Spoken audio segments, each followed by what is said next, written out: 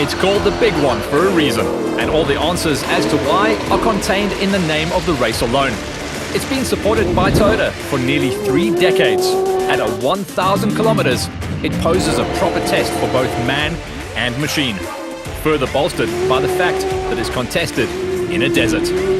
Welcome to the final installment of the 2021 Toyota Gazoo Racing SA 1000 Desert Race. Proudly brought to you by Toyota Gazoo, Ford, Pirelli and Ural. This is part 2 of the South African Cross Country Series coverage of the famed desert race. Following last week's broadcast that covered the 100-kilometer Pirelli qualifying race, as well as the 2 loops on the Saturday that covered an additional 500 kilometers and made up race 1. But as the name suggests, the 1000 Desert Race is the only marathon event on the SACCS calendar, and it covers a total of 1,000 kilometers. So after qualifying and race 1, another race consisting of around 400 kilometers still remained. And after decades of hosting the race in neighboring country Botswana, the pandemic forced the event to find a new home for 2021. And what a home it turned out to be. The Northern Cape town of Uppington and its people really stepped up to the plate as they welcomed the SACCS circus with open arms. Add to that the hundreds of kilometers of sandy desert roads and other challenging off-road tracks in close proximity to the town, and it became very clear that the area would be perfect for hosting an event of this nature. And real cross-country racing is exactly what we had so far. Here's a quick recap of what has transpired over the first 2 days of the race and what the situation was in the various classes and categories going into the final day. In the hotly contested Class G of the special vehicle category, it was Theo Erasmus who raced into a fairly comfortable lead of around 5 minutes over the Lani brothers, and Dean Bradbury also still within striking distance in 3rd place. The usual suspects found the going tough in Class A, with several crews running into trouble and failing to find the finish line on race 1. Category stalwart John Thompson did finish, somewhat off the pace but still in 3rd position, behind the striking red striker of Clint Gibson, who finished race 1 in 2nd position. But there was no doubt as to who the leader was. A full house of pole positions and race wins for the big dog, Lance Trathui, so far in 2021. Could he keep it up on the final day though? The first part of the desert saw a full-on war between the various crews in the various classes of the production car category. In Class T for South African spec buckies, it was advantage to Johan Horn and stand-in co-driver Leander Pienaar in the Malalan Toyota Hilux, who were chased by a whole pack of NWM Fords, including the one driven by father and son Malcolm and Frans Koch, Bernard Johnston and Jan Harm Hugo, and the current 4th-placed Ranger in the hands of Vos Prinsloo and André Vermeulen. It was a Ford and Toyota sandwich, with the 4x4 Mega World Hilux of Dylan Venter rounding out the top 5. And how's this for a battle at the front of the field for Class FIA and overall desert race honours? This is where you will find the various Dakar spec machines driven by some of the best drivers the country has to offer. It's also home to the age-old rivalry between manufacturers Ford and Toyota, whilst a few more teams in the form of Redline Motorsport VK56s and the Century Racing CR6s recently joined in on the action. Race 1 saw a tough battle between most of the usual suspects, with Toyota's Shamir Variawa and Janelle de Villiers, and Ford's Lance Woolridge all occupying spots inside the top 5. But the battle at the very top was one to behold indeed. Only 22 seconds separated the brand new turbo-powered Toyota Hilux in the hands of defending champions Henk Laderkan and Brett Cummings, and the monstrous Century Racing CR6 of hard-charging Brian Baragwanath and Leonard Kramer, and that after more than 500 kilometers of racing. A quick glimpse of the official standings after race 1, with 1 full day to go at the 2021 Toyota Gazoo Racing SA 1000 Desert Race here in Uppington. Theo Erasmus had some breathing space in Class G ahead of the Lanis and Bradbury, whilst we've all become so used to seeing the name of Trathui at the top of Class A standings. He was followed by Gibson and Thompson.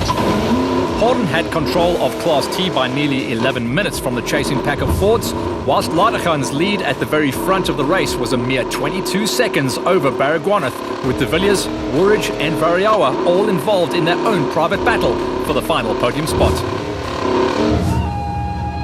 All of that, and we still had half a race to go. And that was it, the start of the final day of the 2021 Toyota 1000 Desert Race at its new home here in Uppington. The first car was waved off from the ceremonial start at the Uppington Showgrounds at 7:45 on the Sunday, with the actual start just minutes later and a few hundred meters further down the road.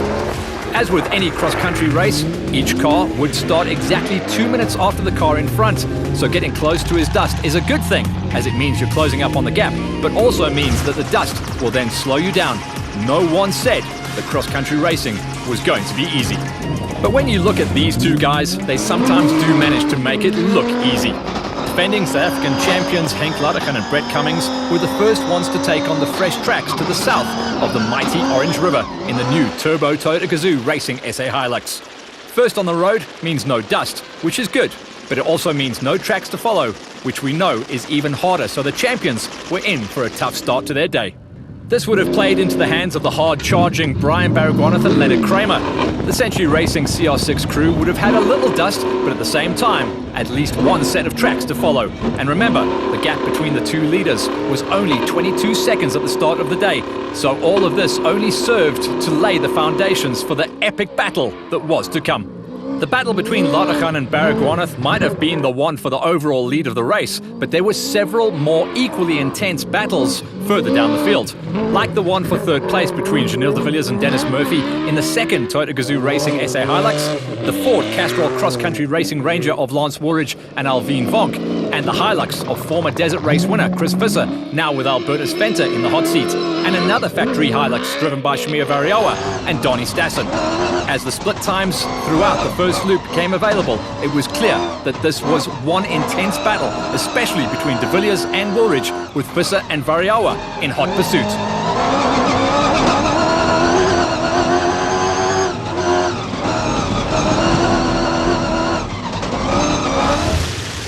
As we let the battle at the front rage on, let's see what happened further down the field as the cars started to reach the end of the first loop. In Class T, Vos Prinsloo and André Vermeulen received a hefty time penalty after failing to complete the Friday qualifying session.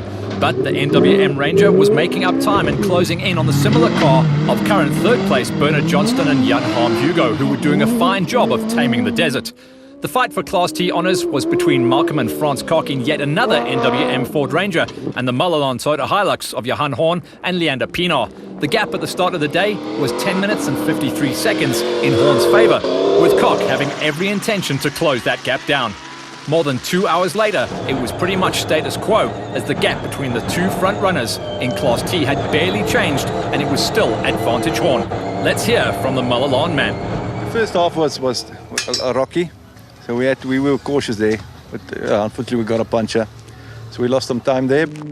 In the very popular Class G for more affordable side-by-side vehicles, overnight race leaders Theo Erasmus and Edward Odendahl started with a lead of around 5 minutes over the Lani brothers. But it all went wrong for Erasmus early in Loop 2 when his Can-Am developed a clutch problem, leaving him with a slow top speed of only 60 kilometers an hour. As a result, he was forced to relinquish his lead to the Lanis after the first few minutes. Dean Bradbury now also had Erasmus in his sights and managed to overtake him for second spot at around the 100-kilometer marker. But for now, it was advantage to the Lani brothers. And here's Aladis at the halfway mark on Sunday. Feeling great, feeling good. Getting my brother struggling with his arms, but everything's going well. We're going to push through and see how fast we can go. Ever wondered what it looks like when more than 600 horsepower meets the Kalahari sand? Well, something like this, and that only from the two rear wheels that drive these monsters. It's spectacular stuff indeed. And after not completing the race from the day before, defending Class A champs Tim Howes and Gary Campbell were happy to be back in the race for Sunday, whilst lady racer Sandra Labiskakny-Jonk and husband Jaco weren't so lucky that they were forced to retire their Tuscany racing quarter early on in Sunday's loop, thanks to a broken CV joint. It's a dangerous game to make any predictions in this sport, but for now, the top three in Class A look pretty sorted. John Thompson and Marisa Matten were steady as ever and steered their Zarco Challenger clear of most trouble at this point in the race to hang on to third. Gibson, on the other hand, had every intention to try and close the gap to the race leaders, Trethuri and Rutz. And at times throughout the first loop, the gap between the top two got somewhat closer thanks to a number of issues that slowed the King Price Extreme Bat Venom down a touch. But by the time they reached the DSP for a well-earned break, Trethuri still held the upper hand. With a lead of nearly 7 minutes, it was an eventful morning for the big dog. No, it's my own fault. I was running about 200mm off the line. We came down a long downhill in 5th gear, and the car ran a little bit to the right, and there was the only rock like that. And I was off. It was my fault. I was off the line. So that's where it comes from. No, well, we jumped out to we changed the back, and then we were going, and then the front started going flat. So I said, Adrian, let's get out. So we got out again, and then the spare wheel was flat on the back of the car. So we've done the last 25 Ks with a flat front wheel.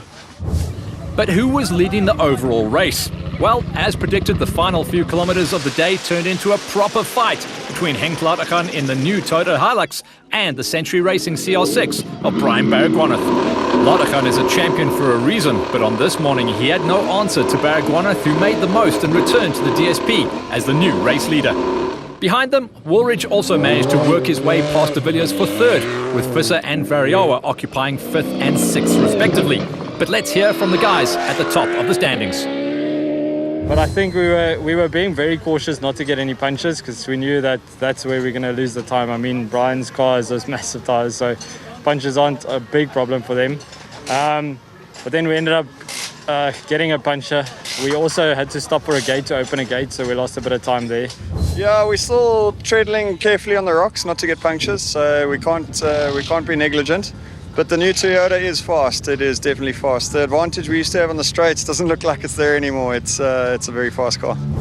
All of that, and we still had another 200 kilometers before the fat lady was going to sing anything to announce the completion of the 2021 Toyota Gazoo Racing SA 1000 Desert Race. Who will be victorious in the battle between Ladegan and Baragwanath? Join us after the break to see how it all panned out. These are the showgrounds of the Kalahari capital town of Uppington, and for 2021 it was also the new home of the Toyota Gazoo Racing SA 1000 Desert Race, one of the most famous motor races on the African continent. As far as the racing is concerned, it had produced a cracker up to this point, with everything coming down to the last loop and 200 kilometers of racing remaining, with the result in all or most classes still hanging in the balance. The event has been described as the jewel crown of the championship. So before we get to the final bit of action, let's take a quick look into what it is that makes the desert race so special. There are a number of reasons, such as the fact that it managed to retain its primary sponsor for more than 2 decades. Toyota is a major role player in the sport as a whole, but also supports the flagship event of the series to gain additional marketing and public relations opportunities, something that every person in the sport is very thankful for. The second is right there in the name, 1,000 kilometers. It may not sound like much, but 1,000 kilometers of any piece of road that is not made for a standard car is a long way. 1,000 kilometers on thick sand tweespoor paikies in the Kalahari Desert is even longer. Add to that the fact that you're sitting in a very loud and uncomfortable racing car that in some cases doesn't even have a windscreen, and 1,000 kilometers becomes even longer. And finally, add 40 more crazy crews who are all there with one goal in mind, and that is to beat you and go faster than you, and you can begin to form a picture of the challenge that is the desert race. Over the years, the desert has provided a spectacle to thousands and thousands of spectators who took the yearly pilgrimage to wherever in Botswana the race was hosted. This provided a unique atmosphere for spectators and competing teams alike, adding to the mystery of the desert race. For obvious reasons, the 2021 edition did not allow any official spectators into the designated service park, as this area was strictly controlled to follow government and Motorsport South Africa COVID-19 protocols and regulations. But the accessibility of Uppington proved that it can be a very popular destination for off-road racing fans from all over Southern Africa in the future. And finally, the people. For decades, our neighbors in Botswana welcomed the desert race with open arms and went out of their way to make it a success each year, which is exactly what the friendly people of Uppington did in 2021. They opened their doors and provided access to whatever was needed in town. They unlocked their gates and provided their farms and the roads on them to the north and south of the mighty Orange River. And they provided the eye in the sky to keep an eye on the proceedings down below. And finally, because of a combination of all of the above, it's the race that every driver wants to win the most. So let's start by answering some of these questions then. Remember, all 40 crews can't be in Dakar specification big V8 engine powered class specials, but irrespective of the class or type of car you're competing in, the challenge of the desert remains the same. In Class P of the special vehicle category, local driver Willem de Tooy and Navi Victor Fincham managed to repair the mechanical issues that prevented them from finishing the Saturday's part of the event, but they bounced back to claim victory in race 2, beating rivals Daniel Retief and Peter Karsten by a comfortable margin on the Sunday. 1,000 kilometers in very tough, sandy and rocky conditions proved to be a touch too much for the somewhat smaller chassis and wheels of the Class G side-by-side vehicles. The attrition rate was high. We'd already lost a few top runners on the Saturday and a few more during the Sunday's first loop, so as the race started to near its end, it was now a matter of survival. These were the unlucky ones to not make it to the end of the 1,000 desert race. Former Navi-turned-driver Jeff Minott, championship leader Nico Durant, whose title aspirations took a knock as he was forced to call it a day, and the early race leader Theo Erasmus, who suffered the same fate when a mechanical issue ended their race. And of course the pre-race favourites, former champions the Mostert brothers, who also had a sad story to tell. This meant that the young Rutherford brothers, Kent and Justin, bounced back from the earlier setback to complete race 2, as well as the overall race in a fine third position. Podium positions on the desert race are hard to come by, and these two youngsters will remember this one for some time to come. The fight for the Class G win was a straight two-horse race between Dean Bradbury and Timmy Buertas and the Lonnie brothers, Cecil and Aladis. The latter went into the final loop with an advantage, and although he tried, there was nothing that Bradbury could do. In the end, the Lonnies were declared winners by a margin of just more than 6 minutes. Let's shift to Class A, where the desert was also taking its toll at this stage of the race. We've already lost a number of top competitors early on, and the carnage continued on the Sunday. There was never any real doubt that John Thompson would stand on the podium, the third step to be exact. He made this position his own on Saturday already and did exactly what he had to do in order to maintain it on the Sunday. So it was up to Clint Gibson to take the fight to Lance Trethewey, and on the Sunday of the event, that's exactly what he did. Gibson started the day with a deficit of around 9 minutes, but for once the big dog and his King Price Extreme bat did not have it all his own way during the final loop of race 2 on the Sunday. So it was Gibson and Navi Alaric Smith who won the second race by 1 minute and 20 seconds from Trethewey and Roots. And there it is, a 1 minute and 19 second race 2 victory for Gibson over Trethewey, with Thompson rounding out the podium in Class A. Class P on the day belonged to the local driver Willem de Tooy, whilst the Lonnie brothers were victorious in Class G over Bradbury and the young Rutherford brothers. But the overall winners of the desert race are determined by adding race 2 to both the times set in race 1 and qualifying. This didn't affect the standings in Class G, as the Lonnies remained on top, but Retief takes Class P ahead of de Tooy, whilst Trethewey and Roots return to the top of the Class A standings, as they had done enough over the weekend to record yet another overall victory.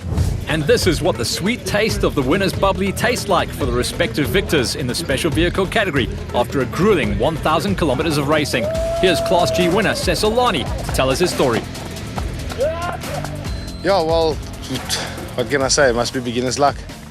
He's certainly no beginner, but big dog Lance Trethewey nearly used up all his luck on his way to taking yet another victory. And yeah, we made hard work of this one. So we don't practice tyre changes, but we did enough tyre changes this race for the rest of the year. Back to the Buckies with windscreens, and more specifically, the ones in Class S. There were only 2 of them, but both made it to the end, with racing stalwart Jannie Visser and son Chris beating out rivals and local farmers, Piet Kotze and his son Benjamin, to the finish. So let's turn it up a notch now to the guys in Class T, which up to this late point of the race belonged to Malalan Toyota's Johan Horn and Leander Pienaar. But unfortunately for the class leaders, their trusty old Hilux, nicknamed Fifth Pale, ground to a halt with the end almost in sight, leaving the door open. And that's all the Vryburg father and son pairing of Malcolm and Frans Kok needed. Kok drove a great race with very little issues and was happy to claim his maiden desert race win after more than 12 and a half hours in the saddle of the NWM Ford Ranger. Vos Prinsloo and Andre Vermeulen fought back hard to take second place in race 2 ahead of the similar NWM Ranger of Bernard Johnston. Christo Rose in yet another Ford Ranger took 4th in his first desert race since swapping his side-by-side for a Class T Bucky ahead of the 4x4 Mega World ARB Toyota Hilux piloted by young Dylan Fenter and Vince Van Alleman. And now for the grand finale, the dice for FIA and overall desert race honours. After enduring 3 tough races in the desert, older brother Jason Fenter recorded a 10th place finish in race 2 in the second 4x4 Mega World Hilux, and a few minutes back from Toyota Gazoo Racing SA driver Guy Bottrell, who completed his first ever desert race despite suffering more than his fair share of flat tyres over the weekend. Ahead of Bottrell, Redline Motorsports' Eben Besson was involved in a tough tussle with teammate Ernst Roberts, not only for a position on the desert race, but also for a win in the race within a race, the Road to Dakar. Remember, the winner of this section gets a free entry into the world's toughest race, along with a few €1,000 of cash, so they had everything to play for. Roberts had it under control for most of the race, but just 38 kilometers from the end, a rear drive shaft broke. They plummeted down the leaderboard and saw their Dakar hopes disappear, whilst Besson, on the other hand, drove superbly in only his 3rd ever race at this level to finish the day on 8th and win the Road to Dakar Challenge. He was pumped. We didn't suspect that. That's coming from, just coming from above, and we're so fortunate for that. Class FIA is a competitive place, as Zimbabwean Conrad Rautenbach will be able to testify after bringing yet another Redline VK56 machine home in a very respectable 7th place on the day, around a minute off the Toyota Gazoo Racing SA Hilux of Shamir Variawa and Donnie Stassen, who went 6th fastest on the Sunday. This is a very competitive part of the field, as a single minute here or there could mean the difference between a podium finish or a 5th or 6th place. And the podium is exactly what Janelle de Villiers was hoping for at the start of the final day. The multiple champion started the day in 3rd, but also suffered from several flat tyres and even got stuck for a little while. And this was all that Lance Woolridge and Chris Visser needed. The Castrol Ford of Woolridge and the Hilux of Visser had been in a tough fight all day. It was a great fight to witness, one that saw Visser come out on top by a mere 15 seconds on the day. So there was only one more question to answer. Who was going to win the 2021 1000 Desert Race? Everyone knew it was going to be one of these 2 crews, but which one? Brian Bergwanath and Leonard Kramer had already moved into the overall lead late in Loop 1. But now the roads were open, Lottachan had every chance to fight back in an effort to chase the CR6 down, but it wasn't to be. Halfway through the last loop, the Hilux broke a drive shaft, leaving the champion with only 3-wheel drive. And that's not what you want in these conditions, whilst a few additional punches didn't help his cause either. Baragwanath, on the other hand, well, he didn't put a foot wrong in the big 2-wheel drive buggy and extended his lead, crossed the flying finish and claimed his first ever overall and desert race win in the process. A popular victory for the man with a bright future. So this is what the timesheets revealed for the Sunday's portion of the race. Koch took the Class Ts on the day ahead of Vos Prinsloo and Bernard Johnston, whilst Baragwanath drove to an emphatic victory ahead of Lottachan, Visser and Woolridge. But when all the times were added, there was a somewhat familiar feel to the final and overall classifications. In Class T, the Kochs remain at the top, but it's Johnston who grabs 2nd overall from Prinsloo. And it remains a popular overall victory for Baragwanath ahead of Lottachan, but it's the Ford of Lance Woolridge who climbs up into 3rd overall for the race, followed by Visser and de Villiers. The sweet taste of success for the cross-country warriors who managed to survive the 1,000 kilometers of Kalahari Desert. This is what first-time Class T winner Malcolm Koch had to say. I think this one gave us a lot of points now for this finish first in class, so I think it will help for the season coming. As far as Class FIA is concerned, 3rd place Lance Woolridge knew that this was a crucial step as far as the overall championship was concerned. Yeah, I'm pretty happy. My personal goal this weekend was to finish ahead of Janelle, to try claw back some points. And obviously Hank's done really well now. And Brian. So yeah, it's really, really exciting, really competitive. We're in for a very hectic year. And what a battle between Lottachan and Baragwanath for the overall victory. Lottachan came close, but not close enough. Yeah, it's been a long time coming for Century. I'm really happy that they can get this win. they've worked so hard through the years, and yeah, it's just nice to finally get it. I tried to keep it clean because I knew there was going to be a lot of punches, but it's so difficult not to get punches here. We ended up getting them in any case, so sometimes it feels like when we're pushing harder we're getting less punches, so maybe we'll just do that next time. And that was all she wrote for the 2020 Toyota Gazoo Racing SA 1000 Desert Race. What a race and what an event. Thank you to Uppington and everyone who made it possible in the first place. It was a team effort from people like Rian de Jager and Wouter van Zyl, who along with others are still doing their utmost to minimize the impact on the environment to ensure the return of this great race to the area and its people that enjoyed it so much. Next up will be round 4 of the 2020 SACCS. It'll only be around 400 kilometers from Uppington on the edge of the Kalahari on what will be quite similar conditions. We'll see you in Vryburg on the 13th and 14th of August. All this action was proudly brought to you Toyota Gazoo, Ford, Pirelli and Ural.